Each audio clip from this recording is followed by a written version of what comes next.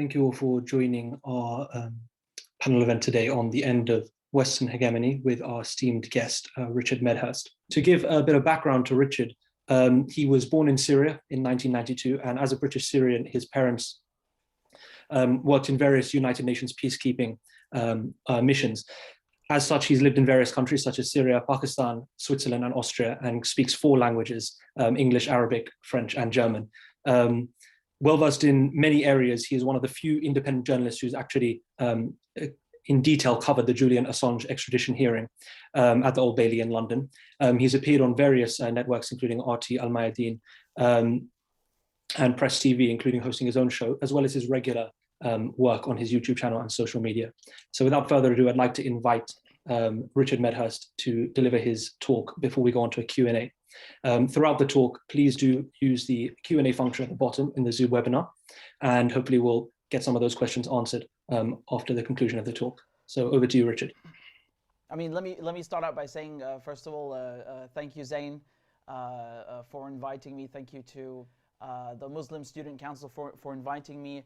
And also during the holy month of Ramadan, I'm wishing you all a Ramadan Mubarak and all the best for the future, inshallah. And I really appreciate having this space to make this talk, because I think right now, especially with what's happening in Ukraine, Afghanistan last year, these are all things that we have to look over and try and encapsulate as best as we can. So without further ado, I'll get started on the talk, if that's okay. Again, the talk is, I'll switch over. I think you guys should be able to see my my slides, my fancy slides that I've prepared for you. So you should be able to see them if I switch over now. 1 second. There we go. So the title of the talk is "The End of Western Hegemony," and I've taken the liberty of putting a question mark at the end, because only time will tell. I think right now we can't expect it from one day to the next, but certainly the current events have sped things up, and so it's very important to take a look at what's happened during the last few years and what's happening right now, and try to again to put it all together. So again, Zain did a very kind job of introducing me. I was actually I had a slide prepared just for that, but it looks like I won't be needing it anymore. So again, like Zain said, I'm born in Damascus in Syria. I was born in 1992. My mother is Syrian. My father is English. My mother's side is Syrian Christian, so again, that's a minority in Syria. And my parents worked in various peacekeeping missions with the UN, which is basically why I myself have lived in a bunch of countries, among them Pakistan, Switzerland, Austria, UK, Syria. I'm also fluent in 4 languages, so my mother taught me Arabic. She also taught me English, actually, for that matter, and I learned German living in Austria, and French because I went to a French school. As Zain mentioned, I have, I started doing politics like about 2 years ago.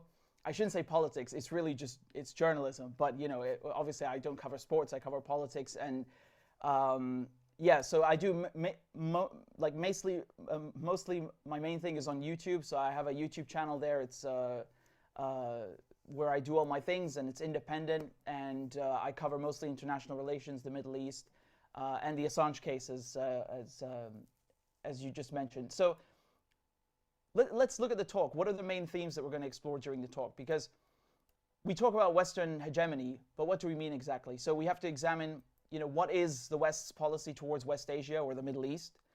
What are the failures of the West and the Middle East, politically, economically, and in other terms? And what about the transition to a multipolar world? Is there a transition happening to a multipolar world? Can we talk about a multipolar world at this stage? So that's what we're going to explore. That's what we're going to look at now. And I thought I'd start off with a very simple question: Why the Middle East or West Asia? Why is the Middle East so important? It seems like a simple question, but there are many answers, actually. So I mean, just geographically speaking, if you look at the Middle East, this is a place that connects 3 continents, right? So Africa, Asia, and Europe. So it just geographically speaking, it's already very strategic. It's at a geographical crossroads. We also have the Mediterranean Sea, the Red Sea, and of course this is the cradle of civilization, literally the cradle of civilization, right? When we talk about Mesopotamia, we talk about the invention of agriculture, farming, writing. You know, my mother took me once to Ugarit, for example, which is in northern Syria. It's on the coast near Latakia, and I saw the archaeological dig of how they were digging up. I don't know if that's changed since then, but my understanding when I visited it was that it was the oldest alphabet in the world, and obviously that changes with new discoveries as you know archaeological digs come up. But it is de facto, you know, without question, one of the oldest alphabets in the world. So that's why this area is so important. And also, religiously speaking, you know, this is the home of Judaism, of Christianity, of Islam. It's home to the three principal, you know, major monotheistic Abrahamic religions. And I think the first thing that people comes to, you know, that comes to people's minds when you think why is the Middle East important is of course oil.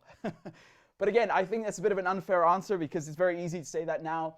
Prior to the Industrial Revolution, you know, oil was not the prized commodity that it is today. So we cannot just, you know, chalk it up to oil. There are, of course, you know, all the other reasons that I mentioned. Another reason that people forget, you know, right now China is trying to build this new Silk Road, or as it's also called the Belt and Road Initiative. We should remember that the Middle East was, you know, one of the most important, it still is, but it was one of the most important places for trade in the world. So the ancient Silk Road would pass through the Middle East. You can see on the map in Syria, there's Palmyra, which is the ancient city of Palmyra. Again, this is a place that I visited when I was young. Very magical place, you know. I know in the West they like to talk about, oh, they have women's rights and we have none of that in Asia and West Asia. It's not true, you know. There used to be a queen in Palmyra, Queen Zenobia, very, very, very long time ago. Again, Palmyra is thousands of years old. So that's another reason, right? The trade routes. That's why the Middle East was important in ancient times and continues to be important. And everyone wants it. Everyone wants the Middle East. The Greeks, the Romans, the Mongols, the Ottomans, the British, the French, the Americans. I should have added the Israelis to the list too. That's not the focus of my talk, but obviously that's more of a settler colony. So I'm talking more about you know, empires and who've tried, of course, to take the Middle East. All the major empires, you know, the vast majority of history's empires have tried to take the Middle East. And I would just say one thing. They all thought that they would keep it forever. If you go to Syria, you go to Iraq, you go to the Levant or West Asia in general, you will find many ruins of empires who thought they were the greatest and they would last forever. They were wrong. And of course, the Americans are at the bottom of my list, right? Because they are the current occupiers. They are the current empire, de facto empire. Even though, you know, they say they're a democracy, they are in practice an empire. And just to give you an example, I thought that I could kind of visualize this for you, just to show you. You know, in Damascus, there's the Umayyad Mosque.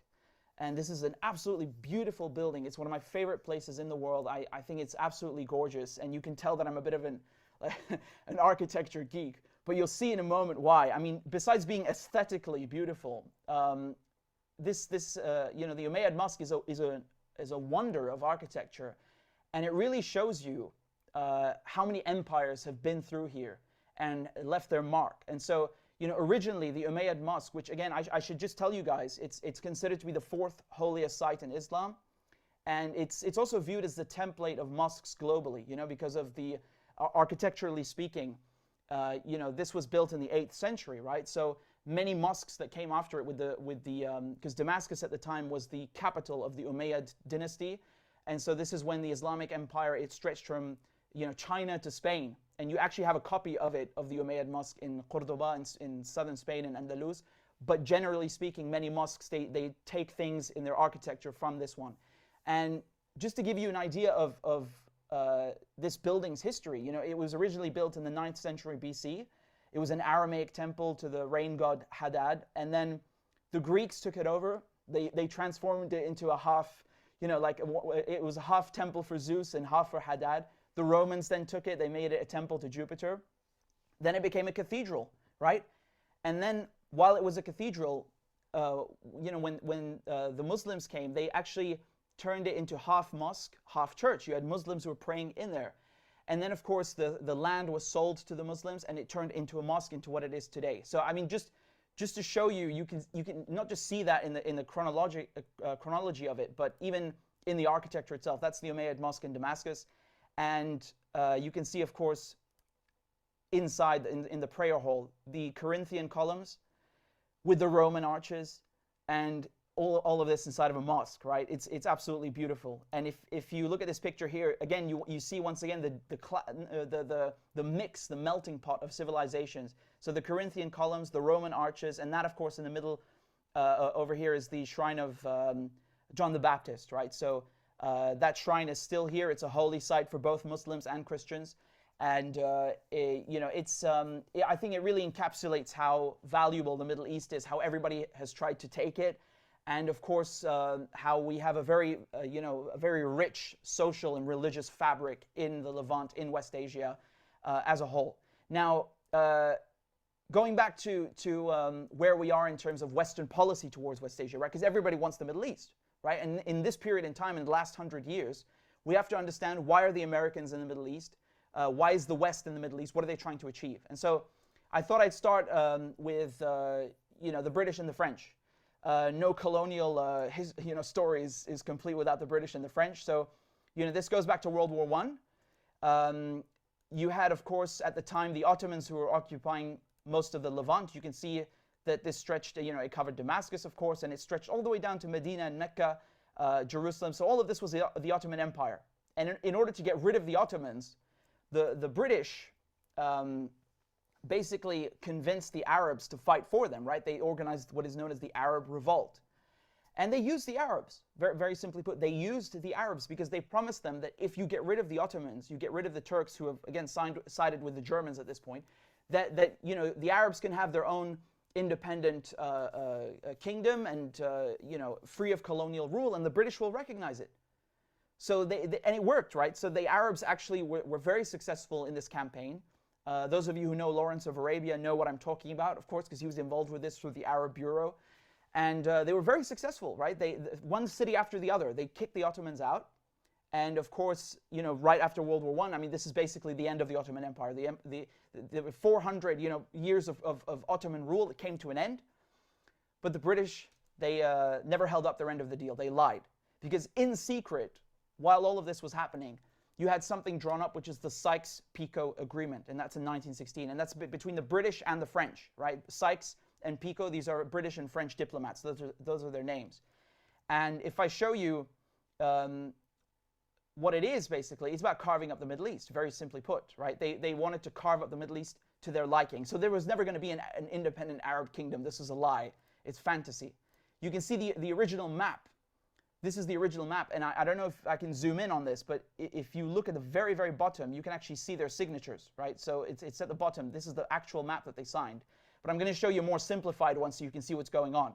So basically, you know, the French would take most of Syria and Lebanon, and then the British would take Palestine, Iraq, and, you know, they just carved it up between themselves. You know, when you look at the Middle East today, when you look at Africa today, when you pick up a map, you have to remember that Arabs did not draw these borders. Africans did not draw these borders. This is a bunch of white men in you know, Paris or London who got behind a table and just drew up maps to their liking.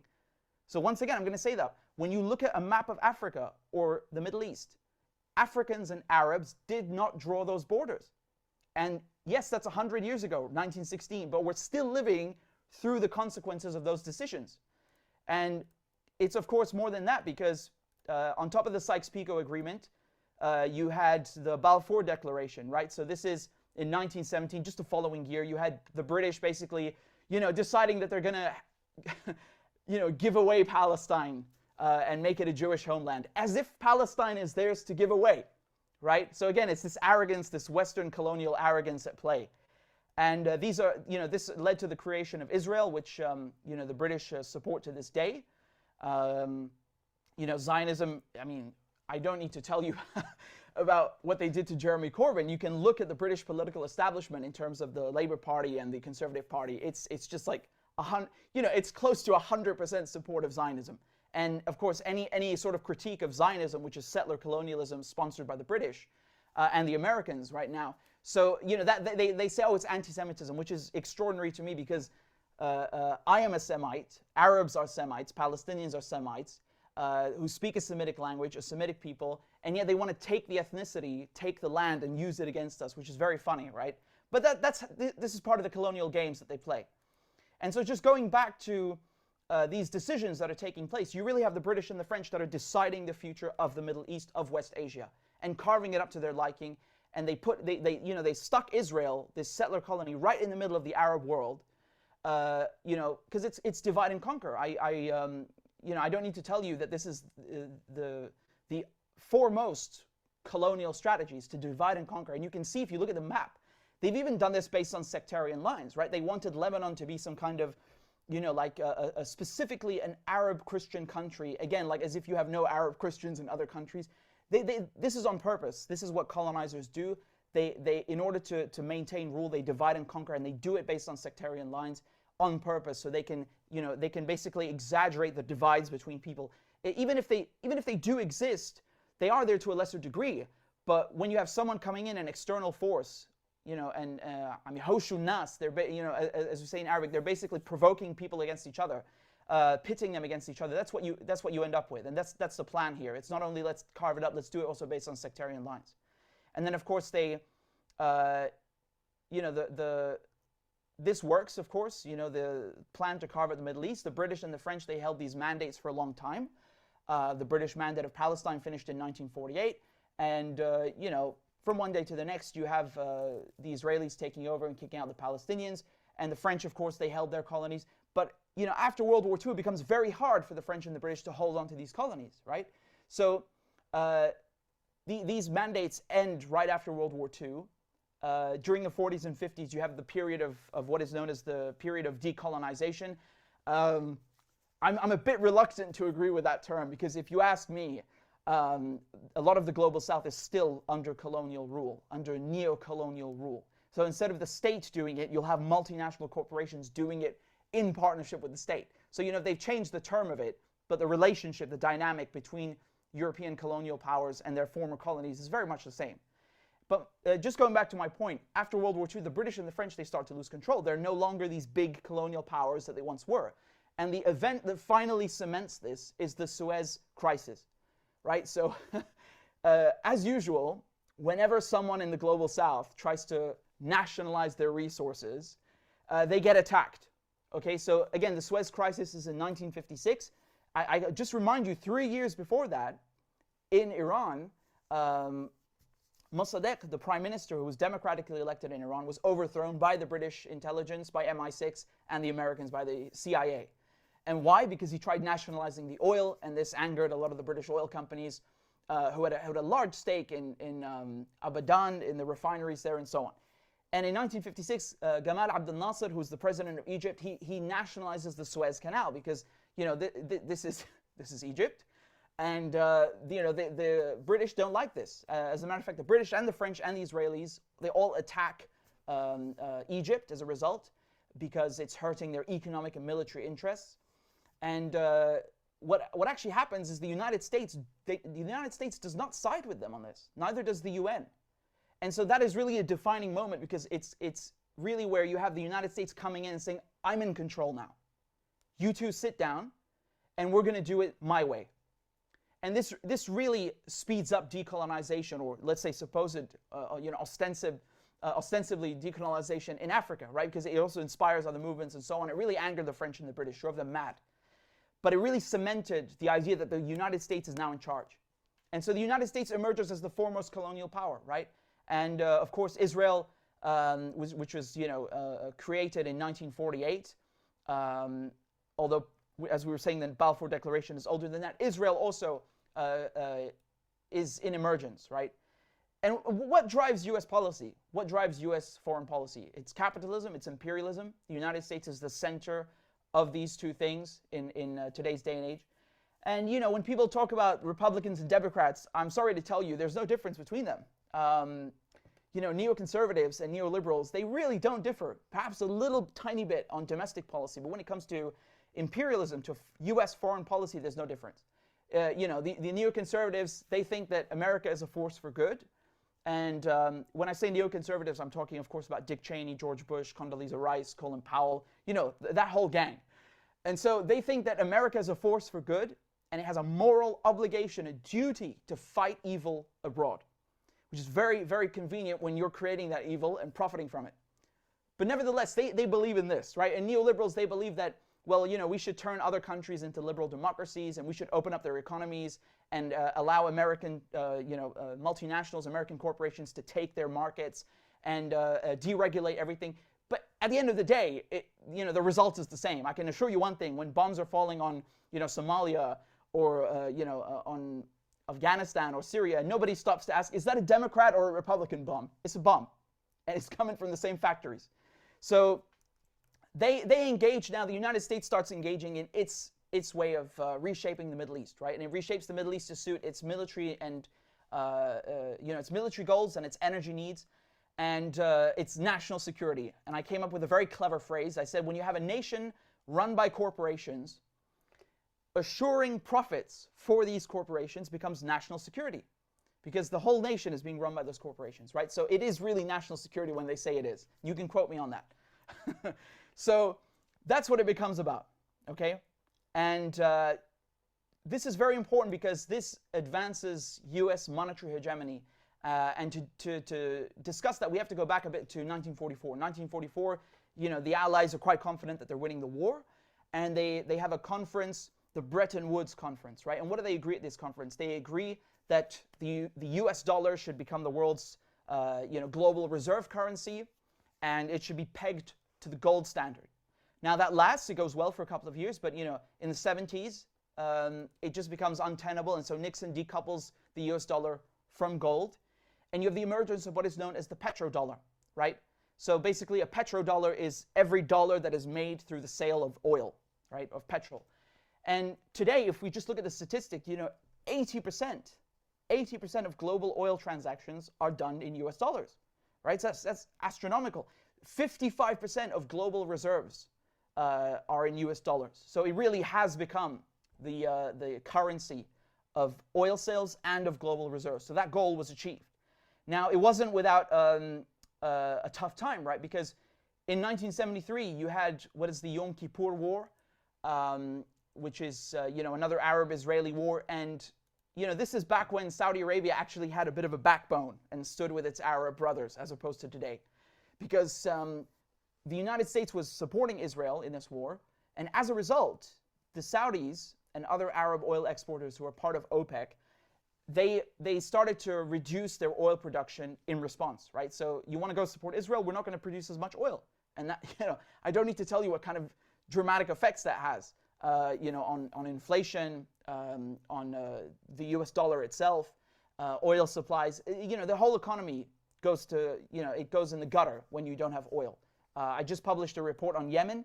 I can assure you, fuel is the most important commodity right now for any country. And if you don't have fuel, the whole economy, the healthcare services, the agriculture, industry, services sectors, all of it is ruined. And so this is very significant because even though they reduced it by a few percent, it really, really hit them heavy. And the Saudis actually went so far as to declare an entire oil embargo on the Americans. That's what it came to.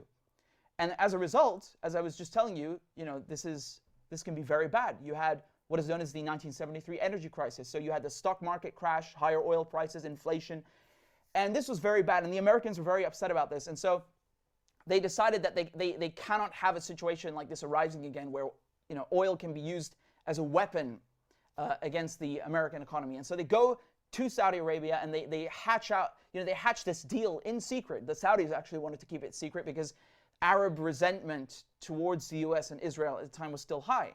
And so in 1974, you have a deal between the Saudis and the Americans. Basically, the Americans will provide weapons, they'll provide security for the Saudis, and in exchange, the Saudis will only sell oil in US dollars and, thereby, of course, investing in US debt. Right? So this is very important in order to make sure that the United States can continue spending. It won't encounter another energy crisis that's being used as a weapon against it. It has energy security. And so this is how the United States starts to shape the Middle East. Right? It's very important. This is a very, very, very important point. Not just globally for the petrodollar, but also for how the U.S. sees the Middle East. And so just 5 years later, because remember, this is 1974. There are a lot of things happening. Right? It's fascinating, the Cold War. So just 5 years later, you have the Soviets that go into Afghanistan. And that's, they go into 79 and they leave in 89, 10 years. And it goes very bad for them. And one of the reasons it goes very bad for the Soviets is because the Americans are using a proxy mobile army, right? So we're talking, of course, about the Mujahideen, okay? Now, this is a picture of US President Ronald Reagan, and he's sitting with the Afghan Mujahideen in his office in the White House. And, you know, this is the precursor to Al-Qaeda and the Taliban.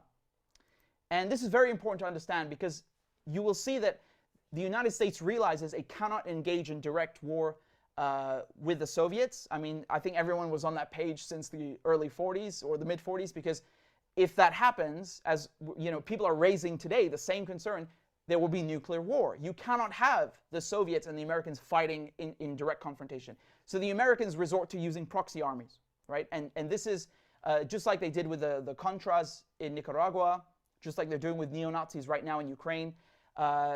This is really one of the main arteries of their war against the Soviets, their indirect war against the Soviets, their proxy war against the Soviets. And so they basically help these Mujahideen by giving them money, by giving them training, by giving them funding through the Central Intelligence Agency, through the CIA, okay? And some of these, of course, as I said, that later become Al-Qaeda and the Taliban.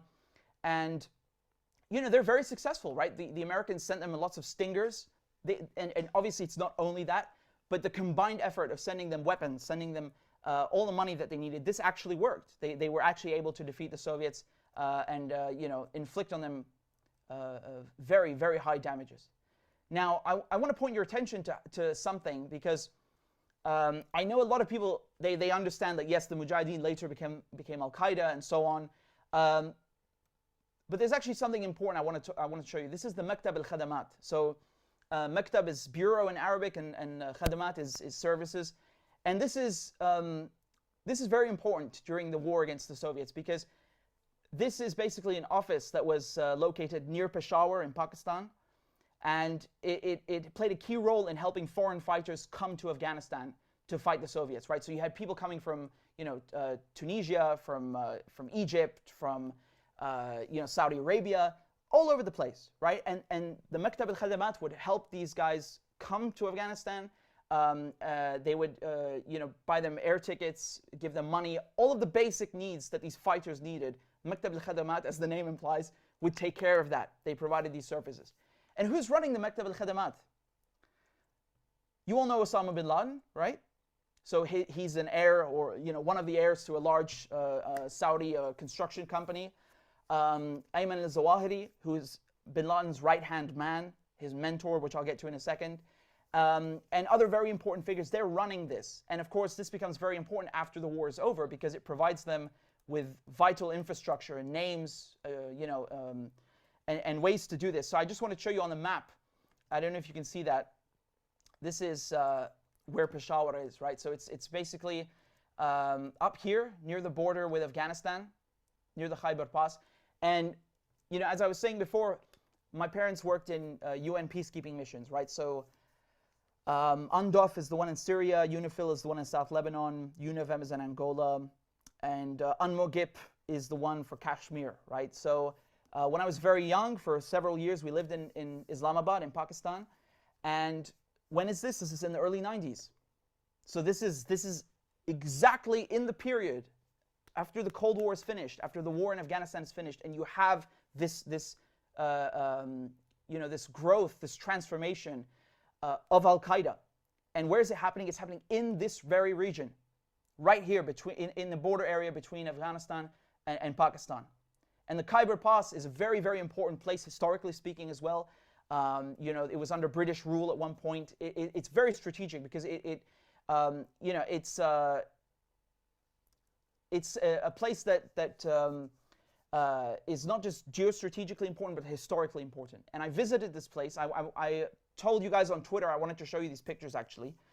So I got my mother to dig them out. These are just a few pictures. There are many more, but I want to keep the talk somewhat limited. So this is a picture of the gate in the Khyber Pass. Okay, so we visited this in 1997. I know on the top I wrote 2022, but my mother, she gave me the right year. It's 1997. So this is the infamous gate of the Khyber Pass. And here's another picture.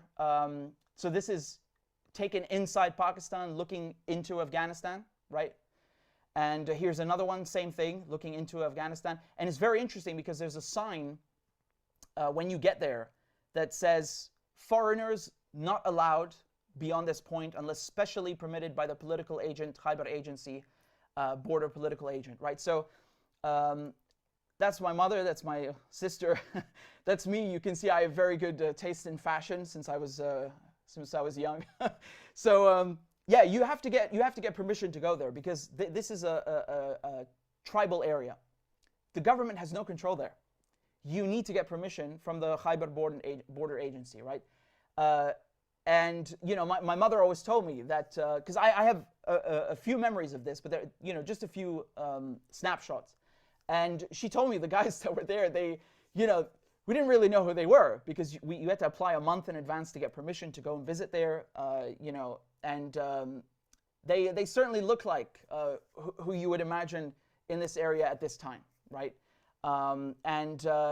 Like I said, this is right after the end of the Soviet war in Afghanistan. You have many foreign fighters who've come in from Egypt, who've come in from Tunisia, who've come in from Saudi Arabia, who've come in from all over the place through the Makta Khadamat, and who are staying in this area. And this is exactly this period, the 90s, when you have Al-Qaeda emerging. And as a matter of fact, I was attending the British school in Islamabad, and one day there was an explosion. There was a sound because there were two things, and I'll explain why. I never understood this until actually a few years ago. So there was some weird noise, and we heard like a car honking outside, like a car horn, and the teacher didn't know what that was. So I was very little. I was in school, and she didn't know what that was, but we all froze because it was very loud, and we didn't know what that noise was. And she thought it was a taxi, like some taxi or something. And a few moments later, you had a massive explosion. All of the windows in the classroom, the glass just blew up everywhere. And I don't remember what happened next. I remember just being outside afterwards, and that was a terrorist bombing. That was by Ayman al-Zawahiri. And my parents kept the newspaper from the following day. You can say it says Egyptian embassy blasted, 18 dead. I'll see if I can zoom in on it. Just a moment. Yeah, you can see 80 injured, and this is right next to my school. Like literally, I could see the embassy outside my window. Right, so from the classroom, that's how close it was, or at least how I remember it. And the whole classroom exploded. And who did this? Who did this attack? It's of course Ayman al-Zawahiri, right? So that's the guy on the right in the photo next to Osama bin Laden, and he is Osama bin Laden's right-hand man. He is Egyptian himself, and he doesn't like the Egyptian government, so he blew up the Egyptian embassy.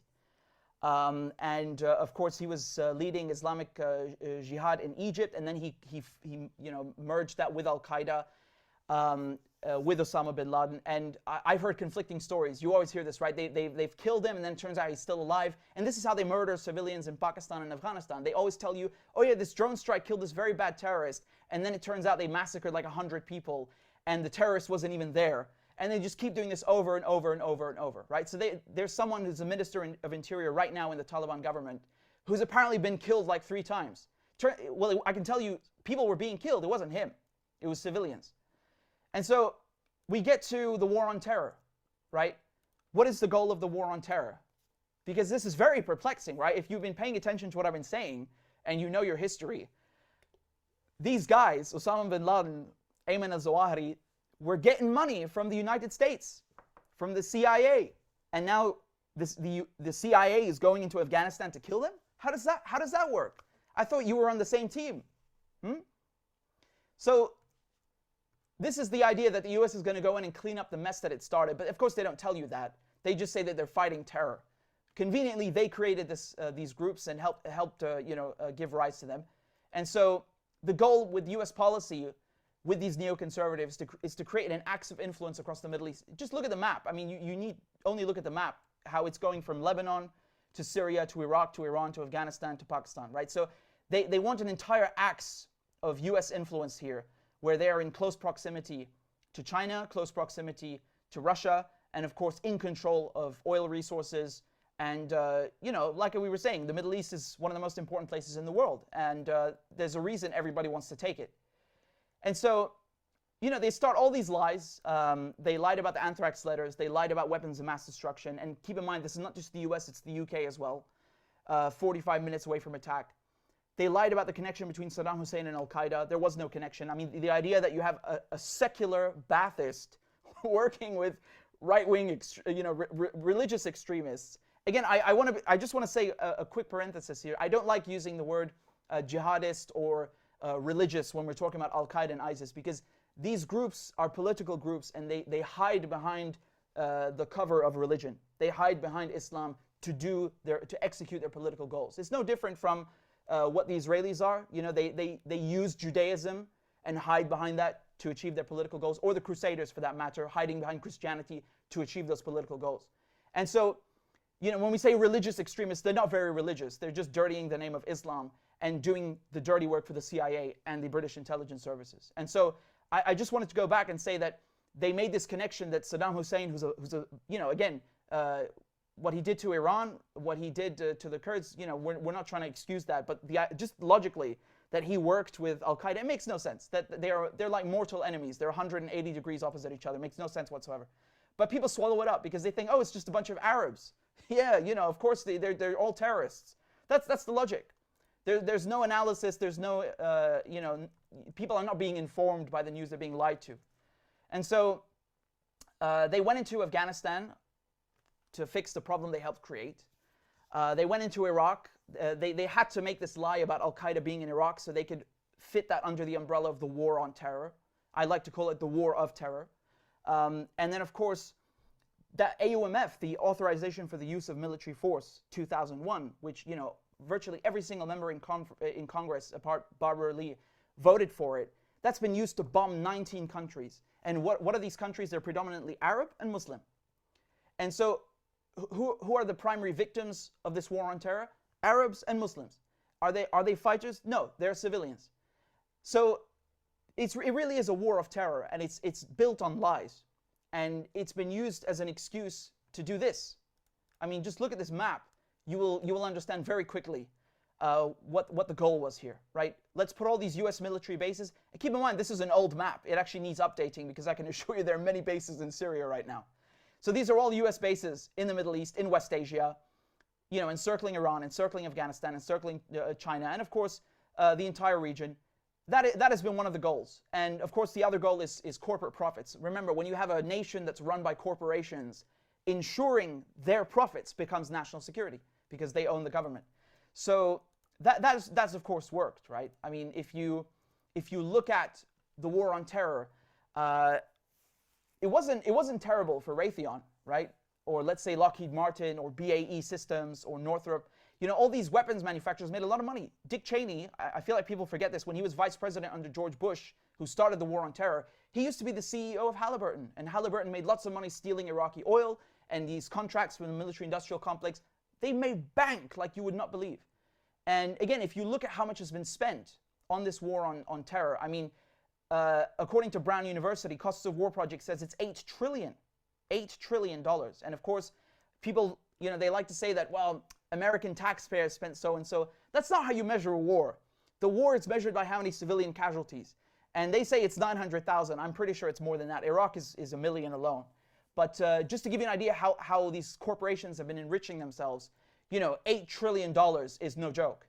You see that there is very, very clearly a financial incentive to start these wars and keep them going forever. And so even if you want to look at what they did in Syria and Libya, right? I mean, that wasn't necessarily part of the war on terror, but they certainly helped spread terrorism. And, if you take them at face value, like even if you drink the Kool-Aid, right? Like let's say you believe George Bush and you believe Joe Biden and you believe the United States and the UK, and you think that the war on terror was really about defeating Al-Qaeda. Well, let's see what's happened. Al-Qaeda is no longer just in Peshawar or let's say between Afghanistan and Pakistan. Al-Qaeda is now in Syria. Al-Qaeda is now in Libya. Al-Qaeda is in Iraq. Al-Qaeda is in Yemen. Al-Qaeda is everywhere. What kind of an achievement was that? You've just taken a problem and made it 10 times worse. So even if you take the US narrative at face value, it doesn't add up. And then of course you have the emergence of offshoots, all of these various groups that are in Syria, that are basically they're working with Al-Qaeda or with them, or their offshoots, like Jabhat al-Nusra, and ISIS itself is also an emergence.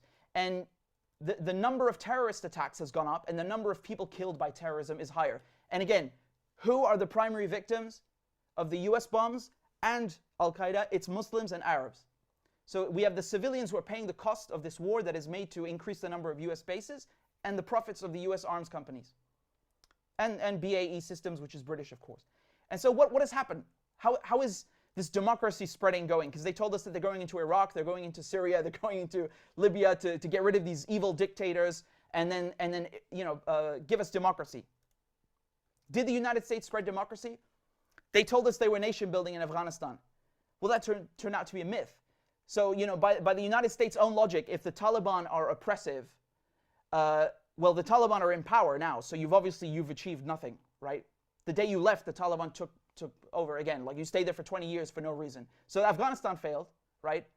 Again, this is if we're taking the US narrative at face value. Iraq is still under occupation. When the US killed Soleimani, General Soleimani, on Iraqi soil, the Iraqi parliament said, you need to get out now. All foreign troops out. The Iraqi parliament voted on that.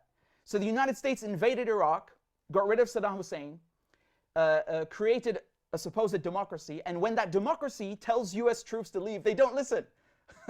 Isn't that amazing, right? So it's a democracy in Iraq when we want it. And then in Syria, Syria is carved up in 4 pieces. You have areas under government control, the Golan Heights under Israel, the northeast under American occupation, and the north under Turkish occupation. Libya has a slave trade, right? It's been 10 years. They literally lynched in the streets one of the biggest African and Arab leaders. They lynched him in the street, and this is what they gave Libya, right? They humiliated their leader and gave them a slave trade, and nothing. 10 years later, they can't even hold elections. It was postponed in December, and so on. And I'm not blaming Libyans. I'm blaming NATO, right? So there's no democracy in Libya, and they even ruin our social and religious fabric.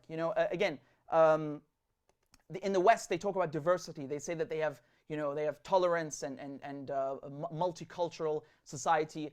No, I don't think so. The way Muslims are treated in the West, and again, I'm saying this as a Christian, I don't think Muslims are treated fairly in the West. As a matter of fact, because of the war on terror, I'm not even Muslim, and I have received Islamophobic comments because people thought that because I'm speaking Arabic that I'm Muslim, which just goes to show you. So if I received that, what have Muslims felt and received from this war on terror? Globally, right? This Islamophobia that has spread rampantly. And then inside Syria, because I can only speak for Syria, but I know this is true in other Arab countries, right? You have Muslims and Christians living side by side like brothers, right? Truly, I've seen this with my own eyes, and no one can tell me differently. Again, Christians are a minority. I have no obligation to say this, but you have people in the U.S. like Marco Rubio who claim to care about Christians in Iraq and Syria. They don't care about Christians in Iraq and Syria because they are helping to push U.S. imperialism, and that means sending people like Al-Qaeda, sending people like ISIS who kill Muslims and Christians. So they don't care about us. This is another lie. And these wars in Syria and in West Asia they've threatened to ruin this beautiful mosaic, this social fabric that we have, which I've seen and lived and witnessed, which is really beautiful. In Syria we have Bedouins, Kurds, Palestinians, Armenians, Arabs, Druze, Syrians. You got Sunni, Shia, Alawi, Christian, Orthodox Christian. There's so many, literally dozens of ethnicities and religious groups all living in harmony, and they have threatened to ruin that. And that is another cost that I don't hear a lot of people talking about, which I wanted to mention because that is a cost that we have suffered from these imperialist wars. And so, by all other metrics, they couldn't defeat the Taliban. They couldn't do regime change in Syria. The U.S. backed Saudi coalition in Yemen, they haven't been able to defeat the Houthis. Hezbollah is stronger in Lebanon than ever. Hamas is stronger in Palestine now than ever. Iran is still standing despite the sanctions, despite all of the pressure. They've excelled in defense, nanotechnology, medicine. And in Iraq, you have the Hashd al-Sha'bi, which is the popular mobilization units. They're the strongest force in Iraq. The U.S. constantly complains about them. So, I mean, even from the U.S. perspective, they have utterly failed in every single objective. every single objective. They have failed to defeat Al-Qaeda, failed to defeat Taliban, failed in regime change.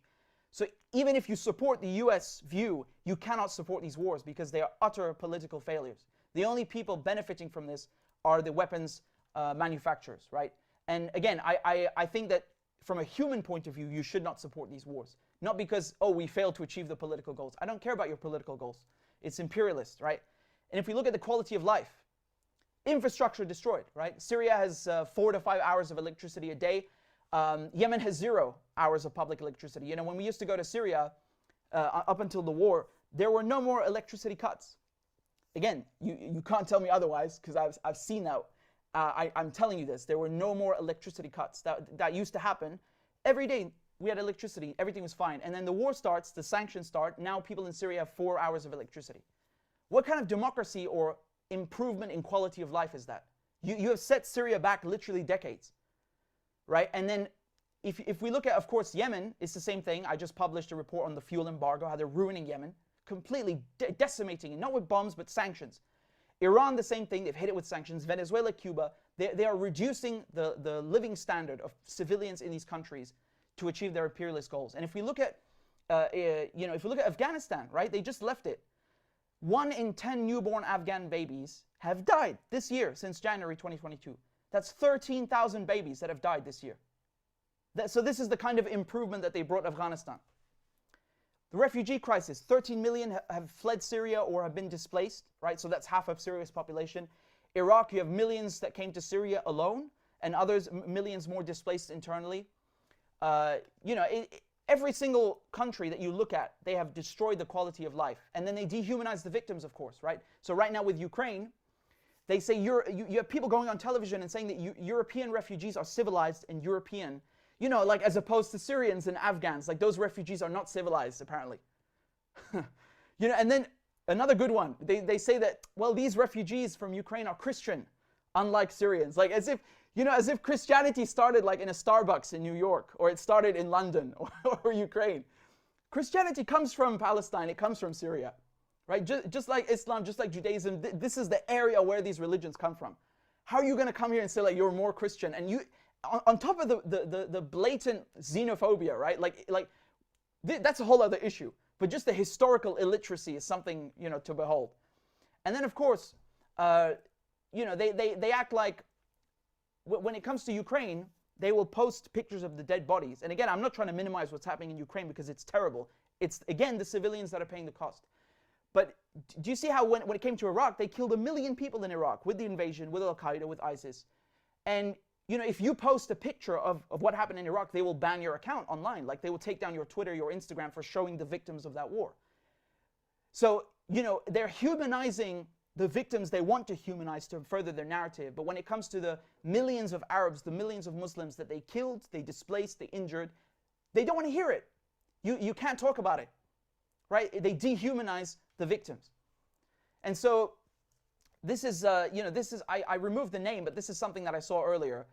Some blue check mark tweeting that no cities during the Iraq invasion were ever made to look like Mariupol or Bucha or other heavily damaged places in Ukraine. The heaviest fighting was in Nasiriyah and Baghdad, and neither came close to what we see today. But they're basically trying to say that Ukraine has been bombed more than Iraq. Again, I'm astonished by this. Do you see how mischievous they are? They're basically saying during the invasion, so they're trying to limit the UK-US damage to Iraq to the first 30 days. Which already makes no sense because the UK and the US damaged Iraq much more than Russia did to Ukraine, if you want to compare, because they're making this comparison. And on top of that, afterwards, look what they did to Mosul. This is World War II level of destruction. Look what they did to Fallujah. Fallujah is known, its nickname is the city of mosques, because if you look at the skyline, it's full of mosques, it's beautiful. I've never had the pleasure of visiting, but I wanted to show you just how much the US damaged it because there were several battles there, right? So during the Second Battle of Fallujah, 60 of its 200 mosques were destroyed. Around 20% of all the city's buildings were destroyed. And the US used so much depleted uranium that Fallujah now has one of the highest rates of cancer and infant mortality in the world. So again, that's more than Nagasaki and Hiroshima, where the US dropped nuclear bombs. Can you imagine? To this day, again, let me repeat that. To this day, you have birth defects in Fallujah, higher rates of birth defects than in Nagasaki and Hiroshima, because of all the depleted uranium they used in the armor-piercing rounds, because it's apparently more effective, and the white phosphorus, the chemical weapons that they used. So you want to make comparisons. Do you see again how they try to erase the crimes that they committed? And this is one city. This is one city in Iraq that I'm talking about.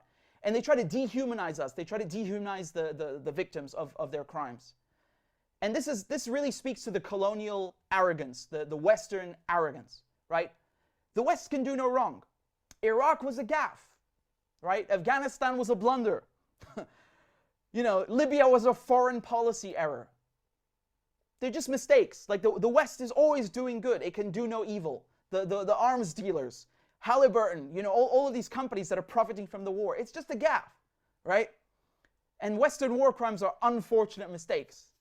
Crimes of aggression like invading Iraq, it's an intervention, right? Killing civilians is collateral damage. And they want a tribunal for Putin, but not for Blair. That's interesting, right?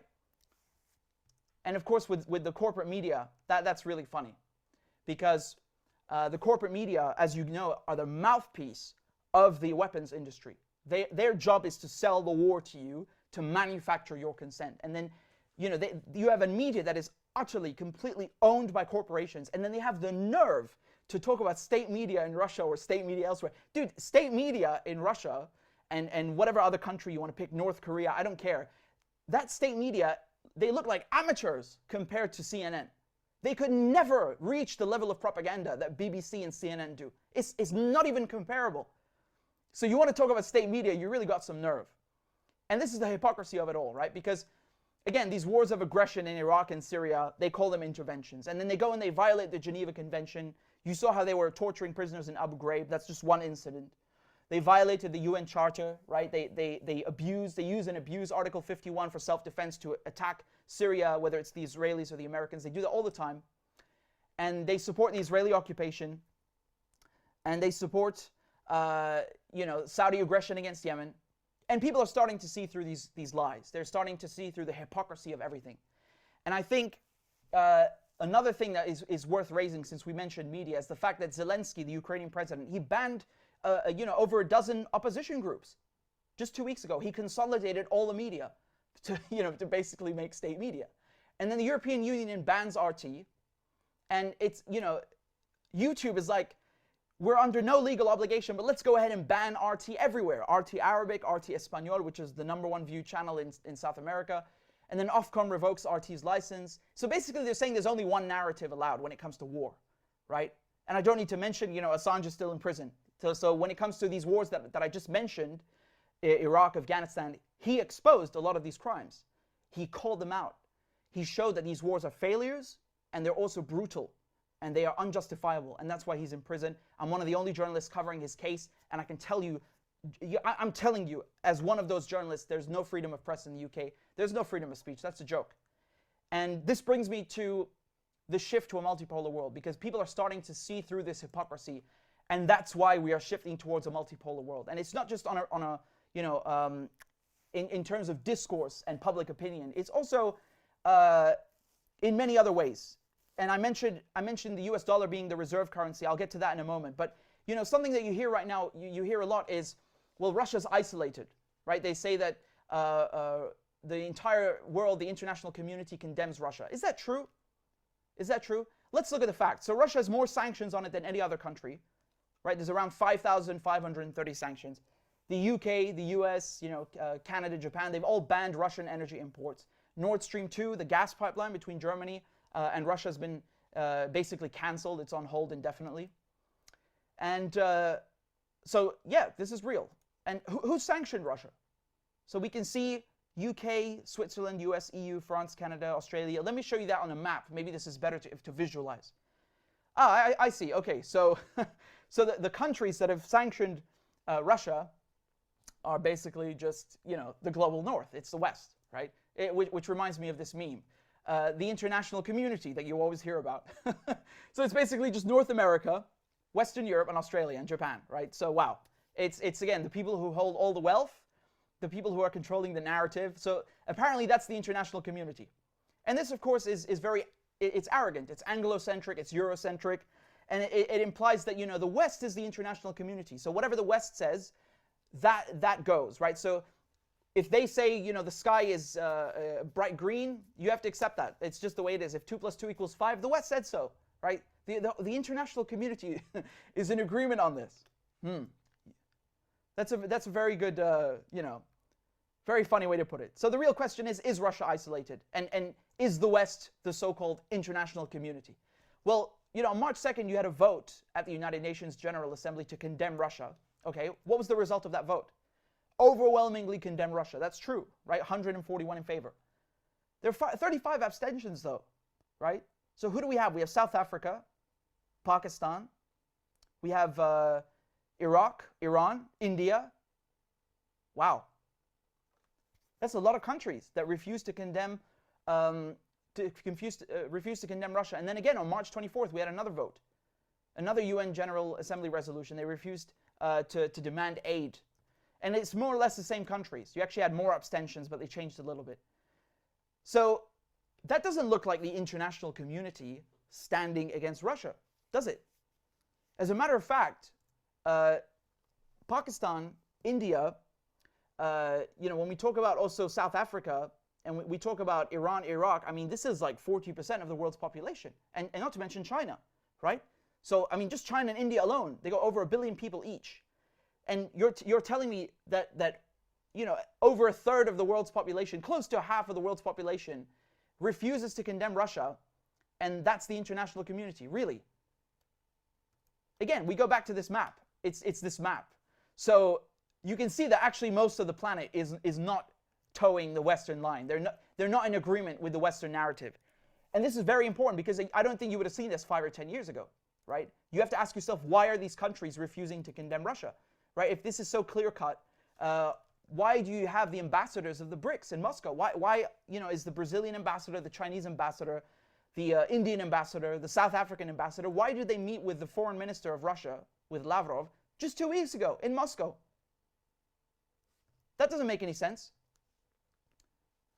And that's of course another indication that we're shifting to a multipolar world, because the West wants people to fall in line like good dogs and do what the West says. But this makes no sense. The Europeans, 40% of their gas comes from Russia, and even they did not ban Russian energy imports, right? So you're expecting Russia's neighbors, we're talking about China, we're talking about India, we're talking about Pakistan, these are nuclear powers. These are some of the most strategic countries in the region. Their entire future depends on having good relations with Russia, and you're expecting them to fall in line like usual. I think I'll play to you Imran Khan's response. He's the Pakistani Prime Minister, and the EU sent him a letter asking him, why don't you condemn Russia? And he had this to say, right?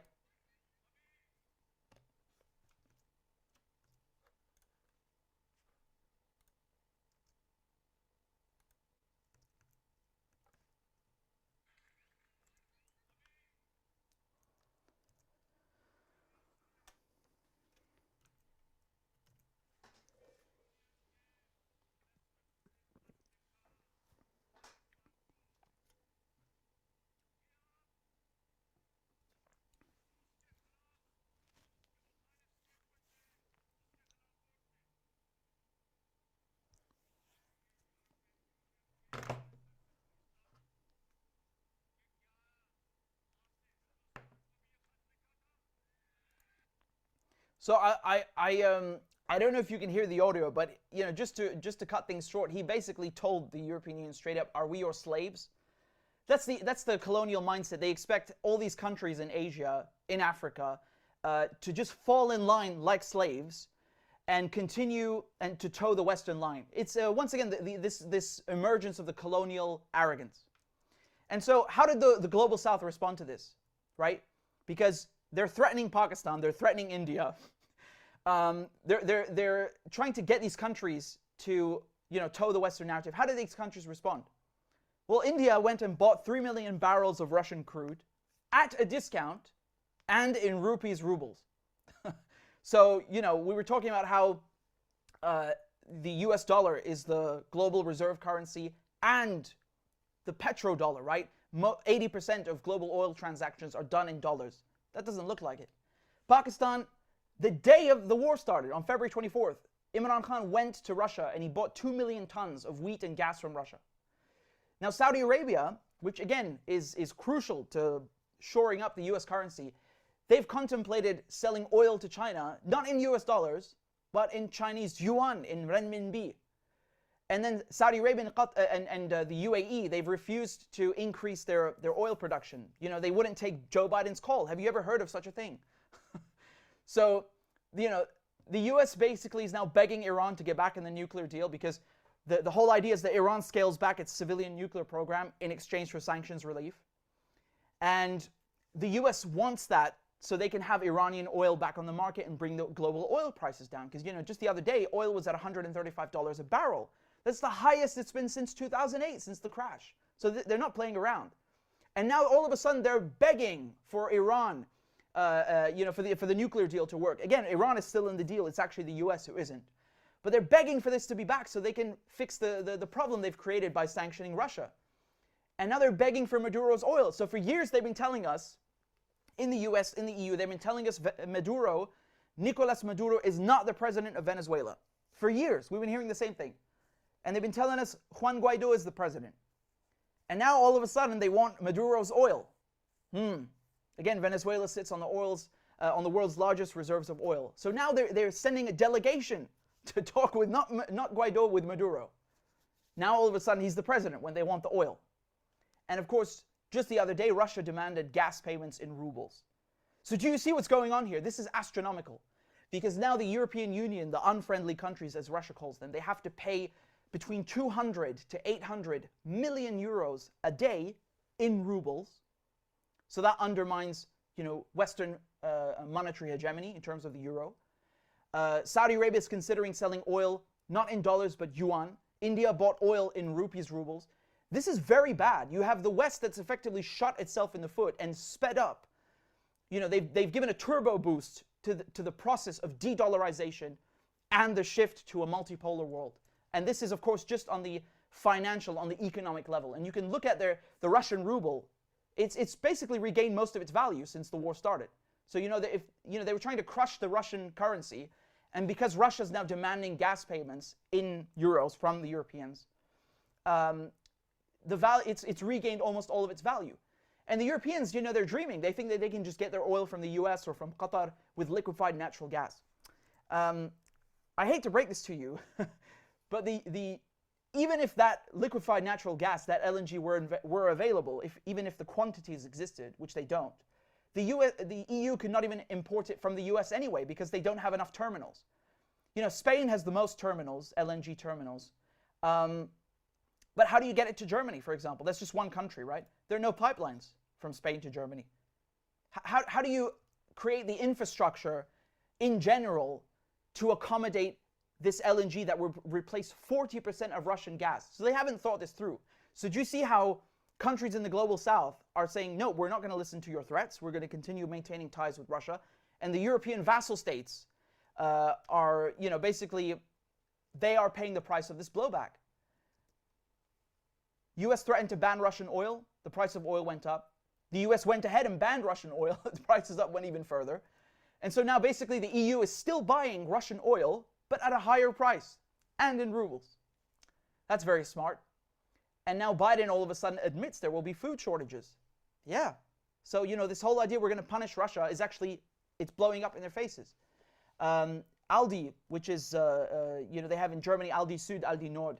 They've said that they're going to raise their prices by 20 to 50% this week on many products. That includes butter and meat, so essentials like that. And Goldman Sachs, they're warning that the US dollar is at risk of losing its dominance. It could end up like the UK pound, because remember, the British Empire was the largest empire in the world up until 100 years ago, right? 100 years ago, up until a few decades ago. The pound is no longer what it used to be, and the dollar could very well lose its value that quickly. And of course, you have these increasing acts of desperation where Germany is trying to, you know, basically the United States used to be the #1 proponent of, we will not allow Germany to rearm. Look what they did in World War II, World War I, all of this stuff, right? And now, because they're so desperate to take on Russia, they're allowing the Germans to increase their GDP, their spending for the military to 2% of the GDP. So now Germany spends 100 billion euros on its military. That's more than Russia. Can you imagine? So this is these increasing acts of desperation manifesting themselves. And again, the fact that, you know, the United States is literally supporting neo-Nazis in Ukraine is the same pattern once again, where you have the US supporting groups like the Contras in Nicaragua, the Mujahideen in Afghanistan, Al-Qaeda in Syria through, you know, Jabhat al-Nusra, which is now Hayat Tahrir al-Sham. It's all Al-Qaeda, right? And then now supporting neo-Nazis in Ukraine. This is not going to bode well when it blows up in Europeans' faces. And countries in the global south are starting to see this, and they're realizing that it just doesn't make sense politically, economically, to toe the Western line, because it's going to blow up in our faces. And the Belt and Road Initiative that's being put forward by China is offering a lot of countries a new lifeline out of this colonial system. Syria, Cuba, Iran have all signed up for the Belt and Road Initiative last year. You have over 100 countries that are seeking to take part. And so we are really seeing, at the very least, if not a complete shift to a multipolar world, because it won't happen from one day to the next, we are certainly seeing that process being sped up. You have major oil sales, major energy sales being done not in US dollars anymore, but in rubles, rupees, in Chinese yuan, in renminbi. This is staggering. This is staggering. And you're really starting to see the West shooting itself in the foot. And I think, you know, usually when they put sanctions on Syria, they don't feel that. You know, the people in the West, they don't even know what sanctions are. My cousins told me, several of my cousins, because I have some that left Syria, I have some that are still in Syria, they told me that the sanctions are so bad, they would rather live under the bombs. That's how bad sanctions are. And usually people in the West, they're ignorant what their government is doing to these countries. But this time, the sanctions on Russia, that is going to hurt them. And again, I take absolutely no pleasure in saying that. I'm just saying this is it's a fact, and that they're going to wake up. They're going to have a rude awakening to this reality, that this idea of sanctioning countries into oblivion, invading them, attacking them with proxies, it's just not going to work. And you're going to see powers like China and, of course, its neighboring countries, strategic partners like Pakistan, India, Russia, emerging at the forefront of this shift to a multipolar world. Thank you very much. Okay. No, thank you very much, Richard, for that, on behalf of the whole of the MSc Muslim Student Council, for that extremely insightful talk. Because not only are these topics, you know, contemporary, but it's crucial for our understanding of them, to be able to better understand the history behind it, the context that goes on, and what effects that have on real people. You know, while the US talks about these wars that are supposedly there to spread democracy, as you mentioned, it's just lining the pockets of weapons manufacturers, etc. Yeah. Well, especially useful, especially how you touched on your own experiences as well, to help us better understand the history, and showed us some nice pictures as well of you in your youth. So I'd like to open up to the Q&A now. Just a reminder, the Q&A function is at the bottom for anyone who'd like to submit any more while we're going through. We are a bit limited on time, so I am sorry if we don't get to everyone's questions, but hopefully we do get a nice broad range. So to start with, there are a couple of questions which link towards your point of the speech that Prime Minister Imran Khan gave recently, and recent goings on in Pakistan.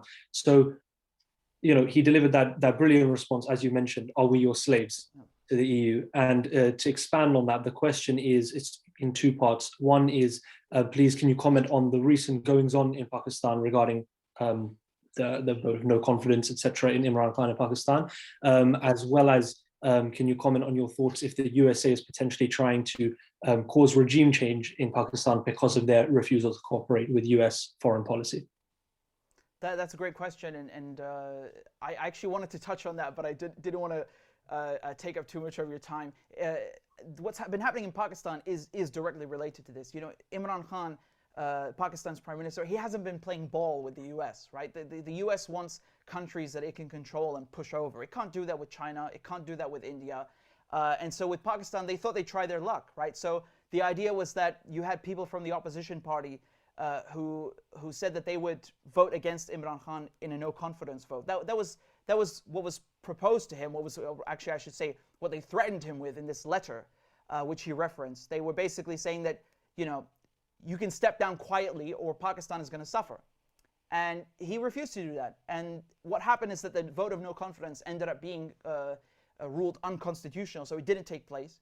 Imran Khan then immediately announced snap elections within the next 90 days. But the fact that the US is involved in this, I mean, when I first covered this, when the letter was announced, I had a feeling that the US was behind it. And there were two reasons that I thought. One of them was the fact that he isn't playing ball in terms of Russia. The day of the war started, instead of getting in line and sanctioning Russia like the US is ordering everybody to do, he went to Moscow and he bought 2 million tons of natural gas and wheat, which is really, it's a signal. It's that, I'm sorry, I'm going to act on, my country's interests and not whatever you tell us to do. It's a very clear signal. And then the other thing is he criticized the war on terror in that speech that I wanted to play, where he said, we used to be allied with the United States. We helped them fight the war on terror. And look what it got us. We got tens of thousands, scores of Pakistanis killed in that war. And of course, mostly by the Americans. And so he's done two things. He's refused to sanction Russia, and he's criticized American foreign policy and the war on terror. And so, this doesn't bode well. I'm not surprised that the US would have something to do with that, because that's exactly what he has come out and said, that it's these two reasons that they're trying to go after him. And I think that they've failed in that, because, he's sort of outmaneuvered them and said, you know what, you want to get rid of me, we're going to let the people of Pakistan decide. We're going to have elections, and, I will be elected based on what the people want and not what Washington wants. Definitely some great points raised there. So another question here is focus more on Europe. The question is, looking back at the creation of groups such as Al-Qaeda and ISIS, the question is, should the West, especially Europe, expect a similar blowback regarding their open support for neo-Nazis in Ukraine, for example, with the Azov battalion? And the question of the West always wanting to support extremist freedom fighters when it backfires every time. Yeah, unfortunately, I think there will be blowback. And again, I take absolutely no pleasure in saying that. This is a very serious thing, because, right now they say they try to diminish or minimize the seriousness of these groups. Up until a few weeks ago, there was no problem with the mainstream media saying these are neo-Nazis, they're white supremacists. And now they're trying to diminish that and say, oh, it's just far-right elements. It's like with Syria. They say, oh, they're not extremists. No, it's just moderate rebels. And it turns out the number of so-called moderate rebels, the real ones that are actually moderate, is very tiny. And the very seasoned fighting force, the ones that are calling the shots basically on the battlefield, are the extremists. And this is no different. So even if you come and tell me, yeah, but the Azov battalion, the right sector, like all of these groups, they only make up a tiny number, that literally doesn't mean anything, because even the Ukrainians themselves, who try to justify why they've been incorporated into the Ukrainian National Guard, say themselves they're effective.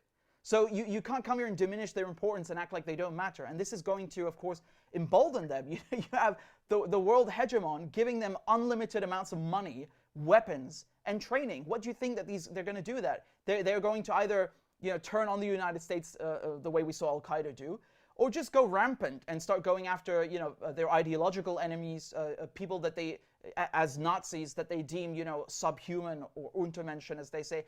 They will feel emboldened by this. This is, you're basically just enabling this behavior. And I'm very worried about what kind of blowback we're going to see in Europe in terms of minorities, in general, not just, of course, the ethnic Russians in Ukraine, but just in general, because these groups never stay in one place. They usually expand and start, trying to enlarge in their operations. Definitely something, as you mentioned, seen in the past. Whenever we talk about groups such as Al-Qaeda, ISIS, and now we're talking in Ukraine.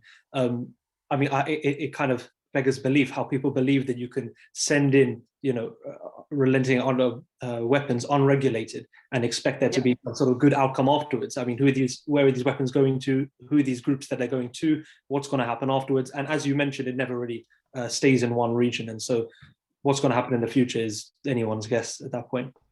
Yep. For the next question, as of course we are a student body in the UK, and there are a lot of students on the meeting at the moment, a question's come through that says, what do you think our duty should be as university students in the UK in combating imperialism on campus? Well, you're in the belly of the beast. You're in the UK. It's like you're in the US. We're in Europe. We are in the belly of the beast. This is where the West projects its power. It's very tough. Ironically, I think combating imperialism. In the US and in the UK, they talk about like American values and British values, and supposedly, ostensibly, that means democracy, it means equality, it means fairness. So, I mean, logically speaking, by combating imperialism, you are actually speaking to those values which they preach. I think that's one way of putting it. If you want to get through to people, you can say like, if you really love your country, your constitution says democracy. This is what you're doing is not democracy. That's not equality. I think that's one way of approaching it. I think another way of approaching it is, of course, highlighting, humanizing the victims. When I talked about Fallujah earlier, I literally do not have the words to convey how shocking the birth defects are. There's actually an account on Twitter that documents the birth defects. I mean, again, this is bigger than Nagasaki and Hiroshima. Those cities were nuked, and that's how much depleted uranium and white phosphorus they used in Fallujah. When you show these pictures, it opens people's eyes, and I don't mean just from Fallujah. I mean in general. That's why right now, as we're speaking, the top news story is what's happening in Bucha. They're showing these pictures of bodies on the pavement. It's horrible. It's horrifying. Dead civilians anywhere. Again, I'm not trying to minimize that at all. On the contrary, I'm trying to speak to that and say that the fact that they don't show that from Iraq, they don't show that from Afghanistan, they don't show that from Palestine. That is contributing to the problem, because it's like, oh, these are just numbers. It's some weird like Arab country somewhere. I don't understand what that is. We need to humanize the victims. We need to speak about their struggles, and I think that's very, very important, because it's a way of reaching and connecting to other people's humanity. I think that's very important, and I think also highlighting past operations. I mean, when you really just spell it out clearly, the U.S. And the U.K. overthrew an Iranian prime minister to get his oil. What are you going to say to that? It's just by being educated, by opening people's eyes to these which is common knowledge now. I think that's also another way of doing your duty or your part, whatever you want to call it, in fighting imperialism. I think it's very important. Mm-hmm. No, definitely, and two brilliant points you actually mentioned there were to do with humanizing the victims, as well as education regarding students on campus. I mean, a lot of them, for example, are unaware of a lot of the kind of topics that were touched on today, and humanizing the victims, definitely. I mean, we've seen in media coverage over Ukraine over the past few weeks, how many times have we seen there's different rewording of the same points of, oh, these people, this is happening to people who look like us, to blonde-haired, blue-eyed people. How many times do we see the same rewording on every single different media platform of the same thing? And that lack of humanization. Even that tweet you mentioned, I believe I saw earlier today, talking about Bucha and talking about comparing it to cities in Iraq and saying ridiculously, I don't know how, but ridiculously saying this hasn't happened anywhere in Iraq. And when being called up upon it, he sent follow-up tweets, blocking all the comments so nobody can say anything, and saying, oh, but this didn't happen in this specific year, it happened a few years later.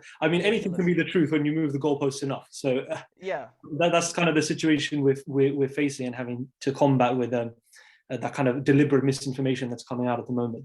So they're definitely good points to mention for the students on our call at the moment. The next question here is regarding what you mentioned about current US policy towards Russia and oil prices, and how Joe Biden said there's going to be a scarcity of food. And the question is, this continued policy is bound to cause lower and middle class families more and more turmoil as time moves forward. Do you see a serious possibility of an actual revolution within the USA, given the continued deterioration in the standards of living? I think it's tough to say. I know gas right now in the US is like $4 a gallon. In some areas it's $5. Just to put that in context, in Yemen it's $9.50, and Yemen is one of the poorest countries on earth. They're being forced to pay through the nose. It's a very interesting point, because the whole idea behind sanctions is that we want to isolate this country. I mean, we meaning the U.S. We want to isolate a country and make the population suffer so bad that they rise up against their own government. ironically, what's happening here with the EU and US sanctions is that there's a lot of blowback in many areas. Food prices are rising, gas prices are rising. Again, this is what happens when you play with energy. Everything else becomes more expensive and scarce. And so whether there's going to be a revolution, I'm doubtful. You know, I think that speaks to the propaganda power of the media. Like they're so good at making you accept these conditions and like rationalize why it's okay. You know, they're very good at it. Like I wouldn't underestimate their propaganda power. I don't think it's I don't think we're gonna see one now. I mean, I think when we do, if we do, it will probably be because of the the sanctions, the wars like coming home to roost. It's going to be so bad that people will just have enough of it, and I think it will reach a breaking point. Whether that is now, I don't know. I think that's maybe somewhere, down the line. But I don't know if it's bad enough for people to be out on the streets. And again, I wouldn't underestimate the, brainwashing power of the media. They're very dangerous, very dangerous. No, definitely. Again, very good points to touch upon. I mean, it's like you mentioned, the media sites of all these different countries that we're supposed to be wary of, the brainwashing power of these countries such as Iraq and North Korea, pales in comparison to what we see in US state media. 100%. Definitely something worth touching on. Another question is, this may be a bit hard to do off the top of your head, but the question is regarding education on these kind of topics, and if there were any books, articles, resources that you yourself could suggest or recommend to help someone get a good overview on geopolitical history, particularly around West Asia. This is tough. You know, when like somebody asks you something while you're alive and your brain just completely blanks. Yeah. I should start putting out like a reading list, because people have been nagging me to do that, and I always like give out like partial answers. I don't have anything at the moment, but I promise you I'll put something together for you guys, because I think it's something that you have to kind of accumulate throughout the years. I think when you study like Palestine by itself, Syria by itself, then you get this overall picture. I don't think there's like one definitive thing on West Asia. I think when it comes to basically what's happening now in Russia and Ukraine, that's even harder, because it's happening now. So where do you get your news from? Where do you get your literature from on that? I think it's good to exercise some caution. When you start observing how the media works and the governments work, you recognize patterns. So for example, they will talk about like war crimes now happening in Ukraine, but when it comes to what they're doing in Syria and Afghanistan and in Iraq, war crimes is not a term that ever comes up. And so they talk about these red lines. They say if there's a chemical gas attack, we'll respond. What does that remind you of? It reminds me of Syria, right? They said if there's a chemical gas attack, this red line in Syria will go in. So you can start using their behavior, the patterns that you've realized from their behavior, to kind of negotiate the obstacles that they put forward in terms of propaganda. But just going back to the question, I don't know if there's anything definitive now on Ukraine, Russia. It's really difficult, because sometimes the truth only emerges after a couple of years. The best thing, I think, is to be cautious of both sides. Obviously, both sides have a very large incentive to push their own. The Russians don't want their casualties to look too bad. They have their own way of talking about what's happening in Ukraine, and then the West has their own. My personal opinion, I think, even if you criticize the Russians, who's at fault? It's NATO, because NATO pushed the Russians into doing the stuff in Ukraine.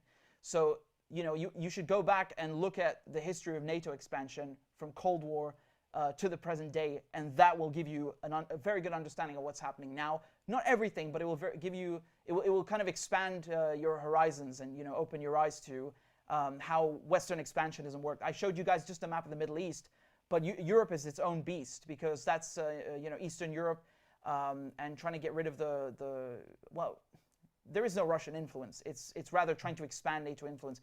That is something crucial that people should read up upon. But I will put out a reading list on my website soon. Thank you for reminding me. No problem. Yeah, I definitely think a reading list, a lot of people would be able to benefit from something like that. And as you mentioned, and as how you even structured your talk, talking about the history of the region first. I mean, whenever there's a new crisis, suddenly everyone on social media is the new expert in that particular region of the world. But it's as you mentioned, without an understanding of the history of the region, you're never going to be able to get a true understanding of deeper reasons behind foreign policy, behind current media stories, etc. I am wary about time, so we'll just go into the one or two questions before closing up. And once again, apologies if your question wasn't answered at this time. There has been a large amount of questions and a lot of support for your brilliant talk. Great. So one question here is quite a broad question regarding activities of the US in West Asia and Middle East. In how does the West and how does the US, or how has it weaponized sectarianism over the years between the sects of Islam in achieving its goals? Yeah, so, Iraq, I think, is a very good example of that because, the Americans and the British, they basically invaded Iraq. And then they're like, all of this violence, it's just a bunch of Arabs killing each other. It's a bunch of Muslims who are like fighting over religion. And they tried to say like, oh, it's the sectarian violence. No. You have sectarian issues in every country. They literally come and fan the flames and do this on purpose. And you end up with 1 million Iraqis killed. People look at the invasion and they say it's just, oh yeah, the Americans killed 3,000 people or 8,000 people, whatever source you want to take for the first month. This is ridiculous. How can you not count the victims of the sectarian violence? How can you not look at what ISIS did? ISIS, the years of Al-Qaeda, this is a direct consequence of American and British interventionism and violence, imperialism. That you cannot come here and say that this, people were doing this to each other already in Iraq. They were not. I'm sorry, you don't have to like Saddam Hussein, but you could walk down a street in Baghdad or Basra without a car bomb going off or a mosque being blown up. There was no sectarian violence to this degree, and it angers me so much. And I'm not even Muslim. It's just seeing this kind of shirking of responsibility. Like we're going to come and colonize you and then blame everything that happens on you. No, I utterly reject this. This is unbelievable. And it's the same thing in Syria. They come in and they find the most violent or extremist groups and give them money, give them weapons, and set them loose on everyone else. And then in the media they say, oh, look at all these crazy people fighting about religion, these savages. I hate this so much because it's so ignorant and it's such a dirty tactic that they use to shift the responsibility of Western colonialism and imperialism onto the people that they have subjugated. And they do this every single place. They will say the same things about India and Pakistan. They will say the same things about Palestinians and Israelis. It's just people who hate Jews. They don't hate Jews. There are literally Palestinian Jews, Palestinian Christians, Palestinian Muslims. You have Jews and Muslims and Christians that have been living with each other in Palestine for thousands of years. There was no hatred of Jews. This is ridiculous. You literally have a Jewish quarter in Damascus. My mother was born there. So you have Palestinians, Christians, Muslims, Jews living in the same place. Don't come here and tell me that we have some kind of issue with sectarianism. I utterly reject this and vehemently oppose this. And they get away with this in the media because they prey on people's ignorance. And I'm sorry, it makes me very upset because they dirty the name of Arabs, they dirty the name of Muslims, and they try to paint us like as a bunch of savages who are fighting about religion. No, this is ridiculous. Even if there was some kind of sectarian, tensions, they've come and exacerbated that. And we should never forget that and let them off the hook for that.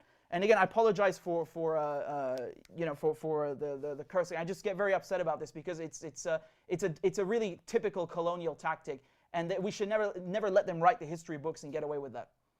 100%. It's a tactic that we've seen, across the world throughout. If we just look at, for example, the British Empire, the history they've had, or any European empire, the history they've had across African countries, in Rwanda, in India, right. in Palestine, the history of that divide and conquer tactic. You go into an area where people have been living peacefully together, you tell them there are differences, you tell them they're fighting amongst differences, and then use that as an excuse of, look at these uncivilized people who don't know how to live. This is, it's a typical tactic we see again and again, and yet one that's, often when we're taught, it's funny, often when we're taught history in schools, we often hear we're learning history so we can learn lessons from the past and not repeat them in today's world. Yeah, it really makes you, question when you hear stuff. It's the same tactics used again and again in these colonial and neo-colonial times. Absolutely.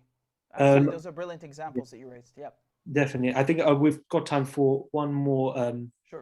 One more question here, which was, so what kind of outcomes were these Western powers, especially the US, kind of betting on through the creation of terrorist groups in the region? Well, of course, it's multifaceted. I mean, just look at Ukraine, for example, with the neo-Nazis, people think that the West is sending them weapons for free. Those weapons are not free. Someone's making money from that. That's number one. So whether they're sending them to neo-Nazis in Ukraine or Contras in Nicaragua or Al-Qaeda in Syria, someone is making money from that. And who is it? It's the same arms dealers. That's number one. The other idea is to divide and conquer. If you come in and for example, with China, you can see how the U.S. is supporting the separatists in Xinjiang, and they're also supporting the protests in Hong Kong, Taiwan, Tibet. It's funny because the U.S. never had a problem with any of these so-called human rights violations until a few years ago, right? They didn't mind any of these things, and now all of a sudden they're promoting this kind of like divide and conquer tactic. So when we talk about the Turkmenistan party, which is, it has 5,000 fighters in northern Syria, the Trump administration removed that from its list of terrorist groups because it's a tool. They are using it in Syria to destabilize the Assad government and also in China on the border area. So, the idea is also that we're going to come and support any separatist movements. And if they happen to coincide that it's the same group doing also terrorist activities, we'll also support them. So, when they come into Syria, I mean, you literally have like 50 kinds of groups that are supported by the U.S., Saudi Arabia, Turkey, Qatar. And it doesn't really matter if they agree with their views or not. They're an effective tool in destabilizing the infrastructure, the government's rule, and achieving the foreign policy objective, which is regime change. So, at the same time they're making money, they're also achieving their foreign policy objectives. That is the real goal. And as I mentioned, in some situations, it's just not possible for them to use, forces in direct confrontation. So the reason that they're financing neo-Nazis to do their dirty work for them in Ukraine, number one, I don't think Americans would support a war. It would be very difficult to sell with U.S. troops there. And second of all, it would risk World War III. Perhaps I should have reversed the order. But, World War III is a very, very big issue. And of course, even in Syria, you had the Russians there since 2015, 16. So no-fly zone there would also risk World War III. It's become a de facto tool of U.S. foreign policy to not only make money, but achieve foreign policy objectives in a relatively cheap way. So those are really the primary goals. It's not necessarily because they love Al-Qaeda or love, neo-Nazis, but the fact that they're in bed with them, I mean, I'm sorry, but, you're implicated then with those groups. It's really that simple. You can't like give them money and weapons and say we got nothing to do with them. Come on. Yeah, definitely. So I'm sorry to have to kind of bring us to the close of the Q&A section at the moment. We are a few minutes away from prayer time and time to break our fasts. So before we end, I'd just like to firstly put into the comments, I believe just posted it there for everyone to see, our social media page. So on Instagram, if you check that out, we will be releasing updates regarding the release of the recording where it will be posted. Great. Once again, apologies if we didn't get to your question. And I'd like to say, firstly, if you'd like to get involved with the Muslim Student Council in our work in educating, organizing, it's, the work we've done, including helping with organization of protests across the country, with large events, with activism across the country, please do get in touch via our social media page, the Muslim Student Council at @absoc_UK. I'd like to thank Brother Hussein Owinati for that brilliant Quran recitation at the start of the program. And I'd, of course, like to thank our esteemed guest, Richard Medhurst, for that brilliant talk from start to finish, as well as the Q&A, some very insightful takes there. On behalf of the Muslim Student Council, we'd like to thank you for not only your talk today, but your honorable stance in fighting fighting imperialism, being a voice for the voiceless, and the work that you're doing as an independent journalist. In the wake of everything that's all the situations that we've got going across the world, the fact that your strong stances and your work on YouTube and your social media pages has been amazing. Please do, like you mentioned with the reading list, any other resources you have, please do either send it to us or put it on your page. Anything that will be helpful. With a big thank you from us as Muslim Student Council and from everyone on this talk for your work, and I'd like to reiterate our support for the work you do, and hopefully we'll be able to invite you on for another event in the near future. So thank you for this talk today. Thank you very much, Zain. Thank you, Hussein. And again, I really appreciate it going through all this with you. It's really great, being on the same wavelength and being able to kind of sum up everything that's going on now and also that led to it. I really appreciate it. And again, I'm wishing you all Ramadan Mubarak, and inshallah we get to do this again soon. Thank you so much. I'm very grateful. Thank you. And thank you everyone for attending. Thank you.